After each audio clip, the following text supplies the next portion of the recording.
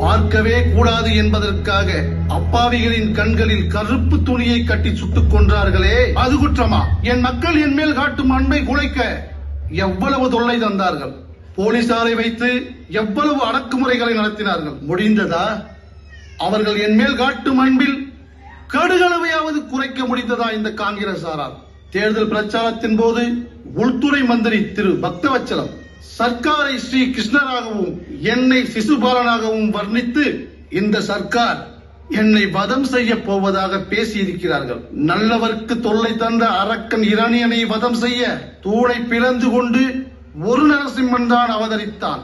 நல்லவனாகவே வாழ்ந்து கொண்டிருக்கும் என்னை வதம் செய்ய முயற்சித்தால் அத்துணை தூண்களையும் பிளந்து கொண்டு என் மக்கள் 1000 நரசிம்மர்களாய் அவதரித்து எகத்தாளம் பேசிய உங்களை வதம் செய்து விடுவார்களோ என அஞ்சுகிறேன்.